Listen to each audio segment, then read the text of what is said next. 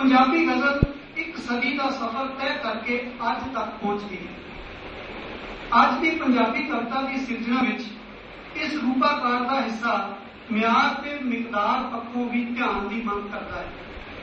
अरबी फारसी ते फिर उर्दू जबान राही पंजाबी विच प्रवेश करने तो पहला यह विधा लगभग 10 सदी पुरानी हो चुकी सी। इस अरसे दौरान कई मान मत्ते पड़ा ते वड्डे वड समर्थे शायरां की सूची भी इस विधा नाल सजीवी तौर पर जुड़ती है। गजल ने सब तो सुनहरी दौर फारसी विच हंडाया ते इस दौर ने ही निश्चित रूपक विधान नूं इस विधा नाल पछाण वांग जोड़ दिता। अरबी फारसी विच ही तसव्वुफी रुचियां वाले शायरां ने कट्टर मुनावादी विधान की खिलाफत लई निश्चित शब्दावली नूं अपने प्रगटावे का माध्यम बनाया। यह निश्चितता गजल की मकबूलियत नाल रल के नवे सफर ते तुरती रही ते नाल ही तुरदा रहा गजल का रूपक विधान। गजल की प्रवानगी के राह विच एक द्वंद की होंद हमेशा तो रही है। गजल यह द्वंद इसकी मकबूलियत अते रूप विधान विचकार है। हर भाषा विच ही इस विधा नाल इतिहास विच जुड़ियां प्राप्तियां के कारण शायद इस वाल खिंचे जाते हैं, पर रूप विधान दियां बंदिशां कारण इसकी विरोधता भी सिर तोड़ होंदी है। उर्दू के मुढ़ले शायरां को लैके अजोके दौर में विभिन्न भाषावां में रची जा रही गजल तक यह वर्तारा बदस्तूर जारी है। समकाली पंजाबी काव्यकारी विच गजल के योगदान को निर्धारित करदियां भी यही द्वंद वड्डी रुकावट बनता है। पंजाबी विच मौला बख्श कुश्ता के दीवान के प्रकाशित होने नाल ही इस विधा संबंधी इनकार स्वीकार की विचित्र बहस भी होंद विच आई।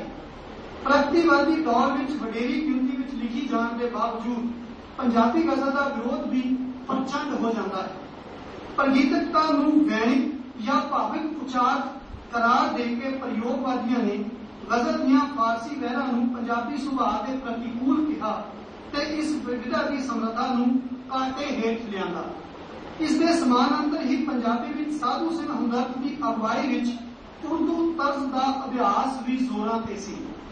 प्रोफैसर मोहन सिंह, बाबा बलवंत, प्रिंसीपल तख्त सिंह, ईश्वर चित्रकार आदि शायरां ने अपने समकाल की युग चेतना नूं इस विधा के माध्यम राही मौलिक सिरजना विच वटा के पेश किया। 70वें का दहाका पंजाबी गजल लई विशेष महत्व वाला है। जुझारवादी लहर के उतराव पिछों उस काल में लिखी गई बहुत ही उच्च सुरी या लाउड कविता नूं भी पंजाबी मानसिकता नकारती है।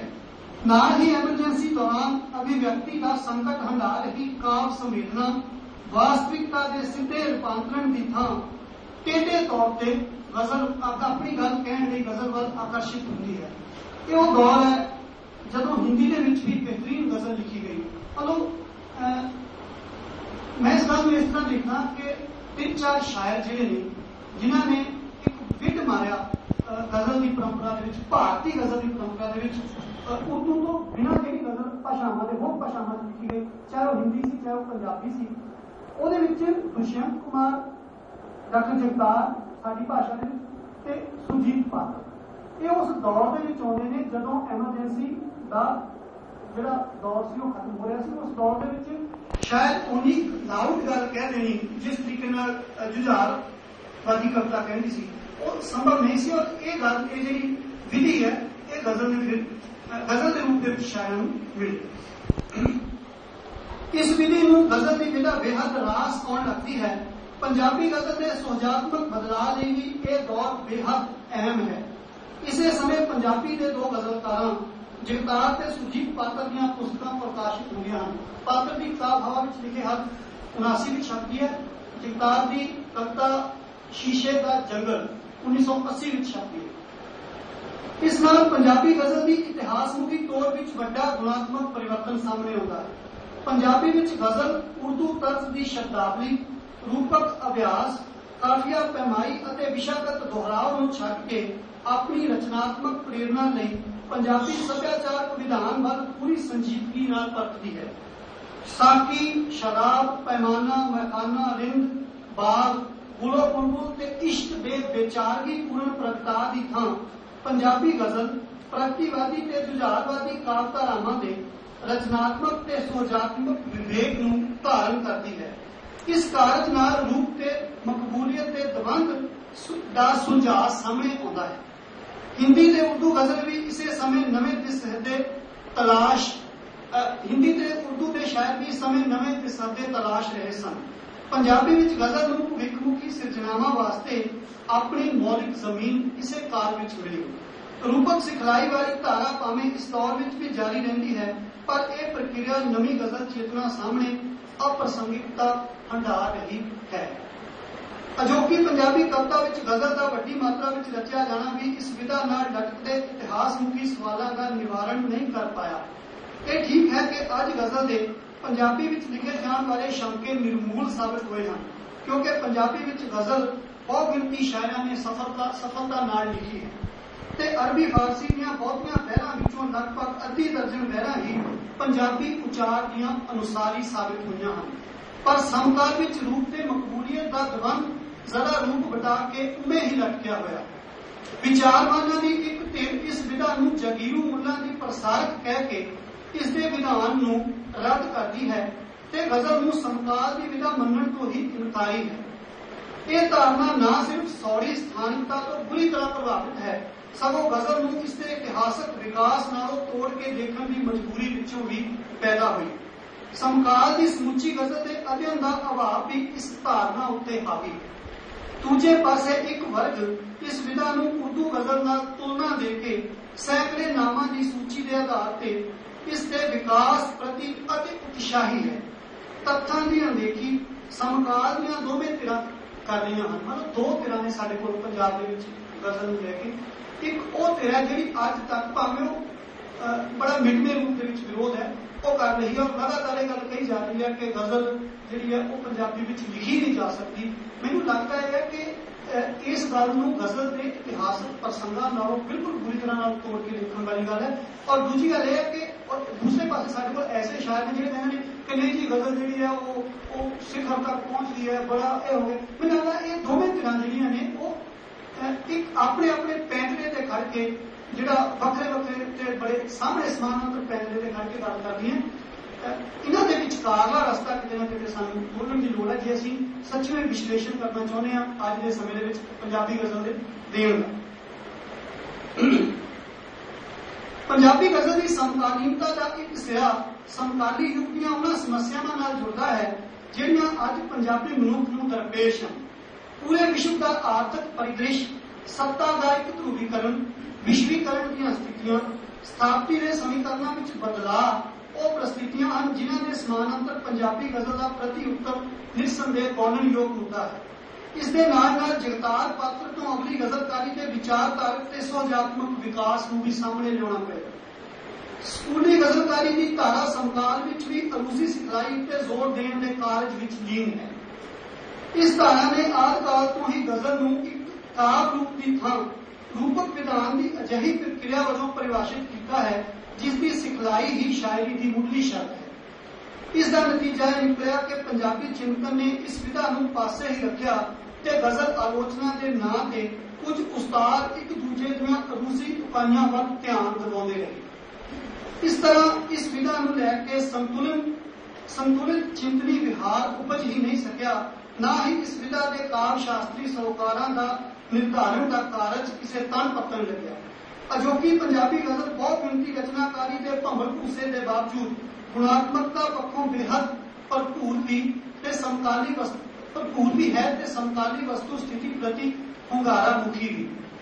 भावें अजोके दौर की गजलकारी विच वडेरी गिनती ऐसे शायरां दी है जिहड़े किसी विचारधारक दृष्टि तो सखनी इकहरे शाब्दिक उचार वाली बयानियां काफिये के मिलान तक सीमित ते स्टेजी प्रभाव वाली दोहरावपूर्ण गजल की रचना कर रहे हैं। अनुभव के एहसास के तत्व इस गजल विचों बगैर हाजिर हैं ते इकहरी बयानियां पहुंच उधारी शब्दावली राही प्रतिक्रियावी रूप विच पेश होंदी है। दूजे पासे गिनती पक्षों घट होने के बावजूद कुछ ऐसे शायर भी हैं जिन्हां ने रूप विधान प्रति सुचेत पहुंच अपनाई है। गजलिया विधान प्रति रवायती पहुंच विधि नाल संवाद अजोकी पंजाबी गजल का खासा है। सारे कोल जिहड़ी पात्र जगतार तो बाद की पीढ़ी है ਉਹਦੇ ਵਿੱਚ ਮੈਨੂੰ ਲੱਗਦਾ ਕਿ 1 ਦਰਜਨ ਸ਼ਾਇਰ ਜਾਂ ਇਸ ਤੋਂ ਘੱਟ ਵੀ ਕੋਈ ਬੰਦਾ ਮੇਰੇ ਨਾਲ ਸਹਿਮਤ ਵੀ ਹੋ ਸਕਦਾ, ਕੋਈ ਇਹਨੂੰ 2 ਦਰਜਨ ਤੱਕ ਵੀ ਜਾ ਸਕਦਾ, ਐਸੇ ਨੇ ਜਿਨ੍ਹਾਂ ਨੇ ਗਜ਼ਲ ਨੂੰ ਸਿਰਜਣਾਤਮਕ ਤੇ ਮੌਲਿਕ ਮੁਹਾਵਰਾ ਜਿਹੜਾ ਪ੍ਰਦਾਨ ਕੀਤਾ। ਉਹਨਾਂ ਦੇ ਵਿੱਚ ਸੁਰਜੀਤ ਜੱਜ ਹੈ, ਉਹਨਾਂ ਦੇ ਵਿੱਚ ਜਸਵਿੰਦਰ ਹੈ, ਘੱਟ ਗਿਣਤੀ ਦੇ ਵਿੱਚ ਲਿਖੇ ਹੋਣ ਦੇ ਬਾਵਜੂਦ ਗੁਰਤੇਜ ਹੈ, ਉਹਨਾਂ ਦੇ ਵਿੱਚ ਸਾਡੇ ਕੋਲ ਵਿਜੇ ਵਿਵੇਕ ਹੈ, ਉਹਨਾਂ ਦੇ ਵਿੱਚ ਜਸਪਾਲ ਘਈ ਹੈ, ਬਲਜਿੰਦਰ ਚੌਹਾਨ ਹੈ, ਉਹਨਾਂ ਦੇ ਮਤਲਬ 10 ਬਣਦੀ ਹੈ ਉਹਨਾਂ ਦੀ ਗਿਣਤੀ, ਜਿਨ੍ਹਾਂ ਕੋਲ ਵਿਚਾਰਧਾਰਕ ਸਪਸ਼ਟਤਾ ਵੀ ਹੈ, ਗੱਲ ਕਹਿਣ ਲਈ ਜਿਨ੍ਹਾਂ ਕੋਲ ਇੱਕ ਗਰਾਊਂਡ ਹੈ ਪੰਜਾਬੀ ਗਜ਼ਲ ਦੇ ਵਿੱਚ। ਔਰ ਸ਼ੇਰਾਂ ਨੂੰ ਸਿਰਫ ਉਹਨਾਂ ਨੇ ਪਹਿਲਾਂ ਕਹੇ ਹੋਏ ਵਿਸ਼ਿਆਂ ਦੇ ਦੁਬਾਰਾ ਪ੍ਰਗਟਾਅ ਦੇ ਰੂਪ ਦੇ ਵਿੱਚ ਨਹੀਂ ਵਰਤਿਆ, ਬਲਕਿ ਉਹਨਾਂ ਨੇ ਇੱਕ ਕੰਟੀਨਿਊਟੀ ਦੇ ਵਿੱਚ ਸਥਿਤੀਆਂ ਨੂੰ ਸਮਝ ਕੇ ਉਹਨਾਂ ਸਥਿਤੀਆਂ ਪ੍ਰਤੀ ਇੱਕ ਰਿਸਪੌਂਸ ਕ੍ਰੀਏਟ ਕੀਤਾ ਪੰਜਾਬੀ ਦੇ ਵਿੱਚ। ਸੋ ਉਹ ਜਿਹੜੇ ਸ਼ਾਇਰ ਨੇ ਉਹਨਾਂ ਦੇ ਆਧਾਰ ਦੇ ਉੱਤੇ ਮੈਂ ਉਹਨਾਂ ਨੂੰ ਪ੍ਰਤੀਨਿਧ ਪੰਜਾਬੀ ਗਜ਼ਲ ਅਜੋਕੇ ਦੌਰ ਦੀ ਪ੍ਰਤੀਨਿਧ ਪੰਜਾਬੀ ਗਜ਼ਲ ਕਹਿ ਰਿਹਾ। ਗਜ਼ਲੀਆ ਵਿਧਾਨ ਪ੍ਰਤੀ ਰਵਾਇਤੀ ਪਹੁੰਚ ਵਿਧੀ ਨਾਲ ਸੰਵਾਦ ਅਜੋਕੀ ਪੰਜਾਬੀ ਗਜ਼ਲ ਦਾ ਖਾਸਾ ਹੈ। ਸ਼ਾਇਰ ਵਿਧਾਨ ਦਾ ਧਾਰਨੀ ਹੋਣ ਦੇ ਬਾਵਜੂਦ ਉਸ ਪ੍ਰਤੀ ਅਤਿ ਵਿਸ਼ਵਾਸੀ ਨਹੀਂ, ਸਗੋਂ ਉਸਦੀ ਠਾਹਰ ਸੰਵੇਦਨਾ ਹੀ ਬਣਦੀ ਹੈ। ਰੂਪਕ ਵਿਧਾਨ ਵਿੱਚ ਇਸ ਤਰ੍ਹਾਂ ਆਪਣੇ ਆਪ ਦੁਜੈਲੇ ਰੂਪ ਵਿੱਚ ਜਾਂ ਪਿੱਠ ਭੂਮੀ ਵਿੱਚ ਚਲਿਆ ਜਾਂਦਾ ਹੈ। ਸਾਡੇ ਕੋਲ ਸੁਚੇਤ ਰੂਪ ਦੇ ਵਿੱਚ ਐਸੀਆਂ ਜਿਹੜੇ ਕਾਗਜ਼ ਟੂਕਾਂ ਮਿਲਦੀਆਂ ਨੇ ਸ਼ੇਰਾਂ ਦੇ ਰੂਪ ਦੇ ਵਿੱਚ, ਜਿਹੜੀਆਂ ਸੰਵਾਦ ਰਚਾਉਂਦੀਆਂ, ਗਜ਼ਲ ਦੇ ਵਿਧਾਨ ਦੇ ਨਾਲ ਸੰਵਾਦ ਰਚਾਉਂਦੀਆਂ। ਸ਼ਾਇਰ ਉਸ ਪ੍ਰਤੀ ਪਹਿਲਾਂ ਹੀ ਇੱਕ ਖਾਸ ਕਿਸਮ ਦੀ ਸ਼ੰਕਾ ਲੈ ਕੇ ਉਹਦੇ ਨਾਲ ਸੰਵਾਦ ਰਚਾਉਂਦਾ ਹੈ। ਬਹੁਤ ਸਾਰੇ ਸ਼ੇਰ ਨੇ ਐਸੇ, ਉਹ ਮੈਂ ਉਹਨਾਂ ਵਿੱਚੋਂ ਕੁਝ ਇੱਥੇ ਕੋਟ ਕਰਨ ਲੱਗਾ। ਜਿਸ ਤਰ੍ਹਾਂ ਬਲਜਿੰਦਰ ਚੌਹਾਨ ਦਾ ਇੱਕ ਸ਼ੇਰ ਹੈ ਜਿਹੜਾ ਉਹਨੇ ਆਪਣੀ ਪਹਿਲੀ ਕਿਤਾਬ ਦੇ ਵਿੱਚ ਲਿਖਿਆ ਸੀ ਕਿ ਗਜ਼ਲ ਕਹਾਂਗੇ ਅਸੀਂ ਤਾਂ ਸਦਾ ਹੀ ਬਹਿ ਅੰਦਰ, ਕਮਾਲ ਇਹ ਵੀ ਕਿ ਸ਼ੇਰਾਂ ਚੋਂ ਰੱਤ ਚੋਏਗੀ। ਇਸੇ ਤਰੀਕੇ ਨਾਲ ਗੁਰਤੇਜ ਦਾ ਇੱਕ ਸ਼ੇਰ ਹੈ ਜਿਹੜਾ ਕੋਟ ਕੀਤੇ ਬਗੈਰ ਸ਼ਾਇਦ ਗੱਲ ਨਹੀਂ ਬਣਦੀ, ਹੋਇਆ ਕਿ ਡੁਬੋ ਕੇ ਪੈਰ ਮਿਲਦੇ ਨੇ ਤਲਾ ਨੂੰ, ਗਜ਼ਲ ਨੂੰ ਬਹਿਰ ਤੱਕ ਹੀ ਪੜ ਰਹੇ। ਸੋ ਸੰਵਾਦ ਰਚਾਉਂਦਾ ਹੈ ਸ਼ਾਇਰ ਗਜ਼ਲ ਦੇ। ਇਹ ਪਹਿਲੀ ਵਾਰੀ ਹੋਇਆ ਕਿ ਬਹਿਰ ਪ੍ਰਤੀ ਅਤਿ ਵਿਸ਼ਵਾਸਤਾ ਦੀ ਥਾਂ ਸ਼ਾਇਦ ਉਹ ਬਹਿਰ ਨਾਲ ਸੰਵਾਦ ਰਚਾ ਰਿਹਾ, ਉਹਦੇ ਵਿਧਾਨ ਨਾਲ ਸੰਵਾਦ ਰਚਾ ਰਿਹਾ ਗਜ਼ਲ ਦੇ ਨਾਲ। ਇਸ ਦ੍ਰਿਸ਼ਟੀ ਨਾਲ ਕਾਵ ਸੰਵੇਦਨਾ ਸ਼ਾਇਰ ਦੀ ਪ੍ਰਮੁੱਖਤਾ ਬਣ ਜਾਂਦੀ ਹੈ ਤੇ ਉਹ ਗਜ਼ਲ ਦੇ ਰੂਪ ਦੀਆਂ ਸੀਮਾਵਾਂ ਨਾਲ ਸੁਚੇਤ ਸੰਵਾਦ ਵਿੱਚ ਪੈਂਦਾ ਹੈ। ਅਜੋਕੀ ਪੰਜਾਬੀ ਗਜ਼ਲ ਦੀ ਪ੍ਰਤੀਨਿਧ ਧਾਰਾ ਗਜ਼ਲ ਦੇ ਵਿਧਾਨ ਨੂੰ ਸਿਰਜਦੀ ਹੈ, ਉਸ ਦਾ ਪ੍ਰਯੋਗ ਨਹੀਂ ਕਰਦੀ। ਇਹ ਮੈਨੂੰ ਲੱਗਦਾ ਮੈਨੂੰ ਇਹ ਲੱਗਦਾ ਹੁੰਦਾ ਕਿ ਬਹੁਤ ਮਹੱਤਵਪੂਰਨ ਮੁੱਦਾ ਹੈ, ਖਾਸ ਤੌਰ ਤੇ ਇਸ ਤਰੀਕੇ ਦੀਆਂ ਜਿਹੜੇ ਛੰਦ ਵਿਧਾਨ ਵਾਲੀ ਕਵਿਤਾ ਹੈ, ਉਹ ਜਾਂ ਤੇ ਸ਼ਾਇਰ ਉਸ ਵਿਧਾਨ ਨੂੰ ਜਿਹੜਾ ਪਰੰਪਰਾ ਦੇ ਵਿੱਚ ਉਹਦੇ ਤੱਕ ਮਿਲਦਾ ਉਹਦਾ ਪ੍ਰਯੋਗ ਕਰਦਾ ਜਾਂ ਉਹਨੂੰ ਸਿਰਜਦਾ, ਉਹਨੂੰ ਕ੍ਰੀਏਟ ਕਰਦਾ। ਹੁਣ ਇਹ ਮੁੱਦਾ ਪੰਜਾਬੀ ਗਜ਼ਲ ਦੇ ਸਾਹਮਣੇ ਵੱਡੀ ਮਾਤਰਾ ਦੇ ਵਿੱਚ ਪਿਆ ਕਿ ਜਿਹੜੀ ਬਹੁਤੀ ਸਕੂਲੀ ਜਾਂ ਰੂਸੀ ਸਿਖਲਾਈ ਵਾਲੀ ਗਜ਼ਲ ਹੈ ਉਹ ਉਸ ਵਿਧਾ ਦਾ ਮਤਲਬ ਪ੍ਰਯੋਗ ਕਰਦੀ ਹੈ, ਉਹਨੂੰ ਸਿਰਜਦੀ ਨਹੀਂ, ਉਹਨੂੰ ਕ੍ਰੀਏਟ ਨਹੀਂ ਕਰਦੀ। ਉਹਨੂੰ ਪੜਿਆ ਸ਼ਾਇਦ ਜਿਹੜੇ ਨਾਲ ਨਿਯਮ ਜੋੜੇ ਗਏ ਨੇ, ਵਿਸ਼ੇ ਦੇ ਪੱਖ ਤੋਂ ਬੜੇ ਨਿਯਮ ਜੋੜੇ ਗਏ ਆ ਕਿ ਔਰਤਾਂ ਨਾਲ ਪ੍ਰੇਮ ਤੇ ਰੋਮਾਂਸ ਬਾਰੇ ਗੱਲਾਂ ਹੀ ਗਜ਼ਲ ਜਿਹੜਾ ਉਹਦਾ ਕੋਸ਼ਗਤ ਅਰਥ ਬਣਦਾ ਹੈ, ਜਾਂ ਆਹ ਵਿਸ਼ਾ ਜਿਹੜਾ ਇਸ ਤਰੀਕੇ ਨਾਲ ਹੋਣਾ। ਜਿਹੜੇ ਲੋਕ ਸਕੂਲਾਂ ਨਾਲ ਜੁੜੇ ਨੇ ਉਹਨਾਂ ਨੂੰ ਇਸ ਗੱਲ ਦਾ ਪਤਾ ਕਿ ਉਸਤਾਦ ਕਿਸ ਤਰੀਕੇ ਨਾਲ ਗੱਲ ਕਹਿੰਦੇ ਕਿ ਉਹ ਕਿਸੇ ਬੰਦੇ ਨੇ ਸ਼ੇਰ ਲਿਖਿਆ, ਜਿਹੜਾ ਸ਼ੇਰ ਕੁਝ ਇਸ ਤਰ੍ਹਾਂ ਸੀ, ਜਿਹੜਾ ਮੌਜੂ ਕਿ ਮੈਂ ਇਸ ਜਿਹੜਾ ਰਾਵਣ ਹੈ ਜਿਹੜਾ ਹਰ ਸਾਲ ਤੁਸੀਂ ਜਲਾਉਂਦੇ ਹੋ ਇਹਨੂੰ ਕਾਇਮ ਰੱਖਾਂਗਾ ਤਾਂ ਕਿ ਰਾਮ ਦੇ ਨਾਲ ਤੁਹਾਡਾ ਸਥਾਪਿਤ ਕੀਤੇ ਹੋਏ ਰਾਮ ਦੇ ਨਾਲ ਮੇਰੀ ਲੜਾਈ ਹੋਈ। ਤੇ ਉਸਤਾਦ ਕਹਿੰਦੇ ਕਿ ਯਾਰ ਇਹ ਰਾਮ ਨੂੰ ਦੀਆਂ ਰਾਵਣ ਨੂੰ ਦੀਆਂ ਗੱਲਾਂ ਨਹੀਂ ਕਰਨੀਆਂ, ਇਹ ਬੜੀ ਨਾਜ਼ੁਕ ਜਿਹੀ ਵਿਦਾਇਤ ਵਿੱਚ ਨਰਮ ਨਾਜ਼ੁਕ ਗੱਲਾਂ ਕੀਤੀਆਂ ਜਾਣ। ਉਹ ਸਾਰਾ ਕੁਝ ਜਿਹੜਾ ਉਹ ਸਕੂਲੀ ਸਿਖਲਾਈ ਅੱਜ ਤੱਕ ਉਸੇ ਤਰੀਕੇ ਨਾਲ ਪ੍ਰਯੋਗ ਦੇ ਵਿੱਚ ਲਿਆ ਰਹੀ ਹੈ।